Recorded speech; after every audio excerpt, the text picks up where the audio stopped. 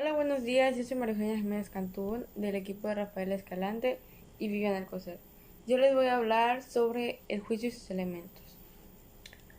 Bueno, el juicio lógico es la afirmación o negación de un concepto con respecto a otro. Gutiérrez Sáenz lo define como la afirmación o negación de una idea con respecto a otra. La esencia del juicio justamente es la afirmación o negación de algo, como por ejemplo, mi gata está embarazada, mi mamá es una persona, este suéter no es rojo, entre otros ejemplos. Ahora les estaré hablando sobre los elementos del juicio. El primer elemento del juicio es el sujeto. El sujeto viene siendo aquel que se realiza la acción del verbo o de quien se dice alguna cosa, como por ejemplo él, ella, yo, Rafa, Viviana, eh, entre otros.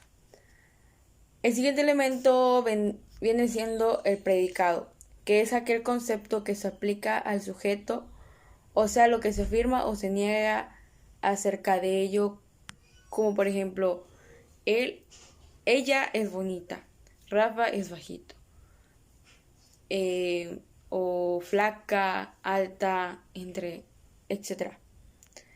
Y el último elemento es cópula o verbo, que es aquello que lo pensado en ese predicado es o no es propio del sujeto. Es decir, como es, corre, dibuja, lava, etcétera.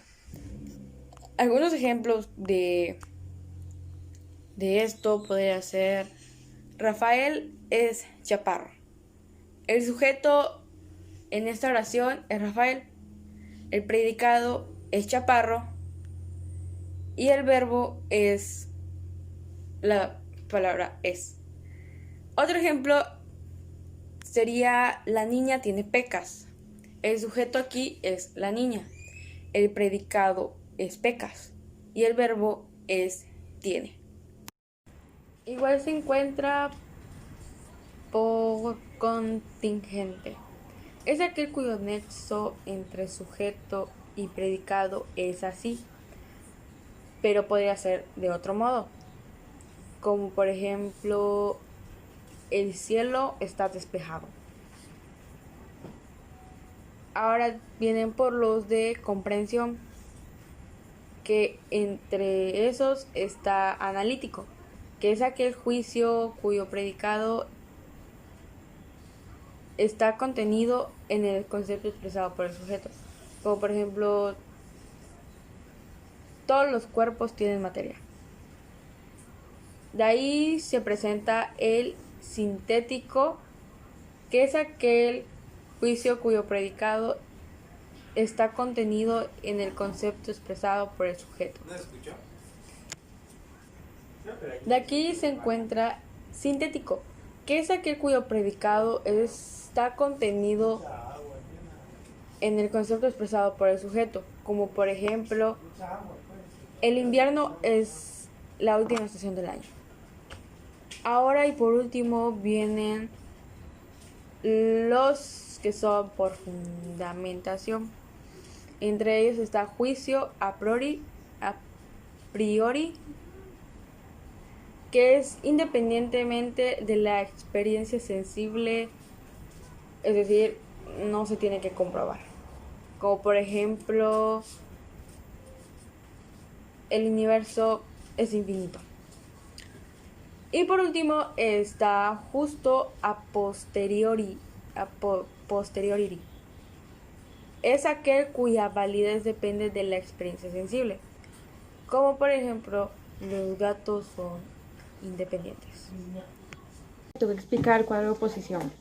Quiero empezar explicando por los tipos de oposición, los cuales serían el universal afirmativa, universal negativa, particular afirmativa y por último particular negativa.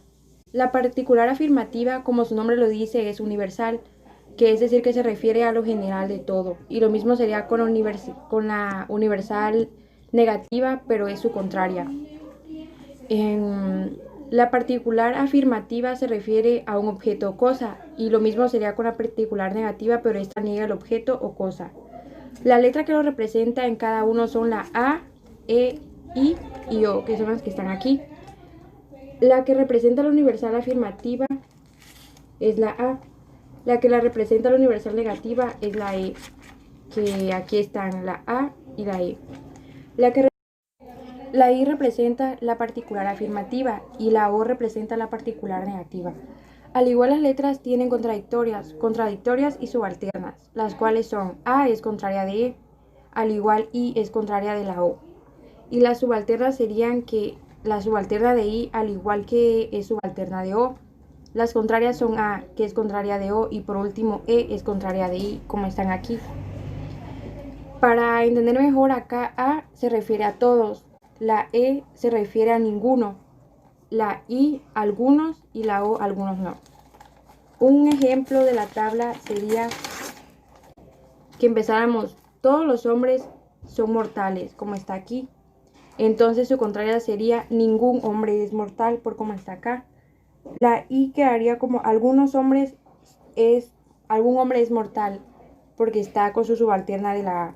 Entonces la O quedaría como O, que sería que algún hombre no es mortal. Y así es como se clasifica el cuadro de oposiciones, que es donde están los juicios aristotélicos. Conversación simple, conversación accidental y equivalencia de proposición. Una conversación simple es una conversación universal en donde nada más usas el negativo y el positivo. Por ejemplo, ningún cuadrúpedo es hombre, o algunos cuadrúpedos tienen alas.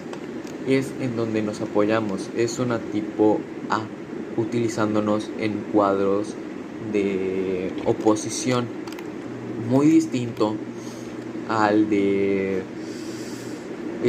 accidental, muy distinto. Por ejemplo, que en el accidental cambia el sujeto por el predicado. Un ejemplo: todos los romanos son italianos o todos los venezolanos son sudamericanos. Apoyándonos nuestro de cuadro de oposición, el cuadro sería A y E. Ahí sería la conversación accidental, donde choca, y es en donde armamos la oración. Por último ejemplo, apoyándonos para entender un poco mejor, sería ninguna ave es cuadrúpeda. Ese sería accidental. O por último, de equivalencia. Una equivalencia es, en otras palabras, es para usarnos en negativas. Un ejemplo, apoyándonos más de ejemplos: todo tigre es felino. Entonces, todo tigre es felino es A. Para cambiarlo a E, utilizándonos o apoyándonos de nuestro cuadro de oposición, quedaría todo tigre no es felino. Así quedaría. O por ejemplo, último ejemplo para entender un poco mejor la equivalencia: todo gato es pez. Entonces, apoyándonos de nuestro cuadro de oposición de nuevo, ponemos A, todo gato es pez. Para utilizar la negativa sería A O, de nuestro cuadro de oposición, quedaría todo gato no es pez.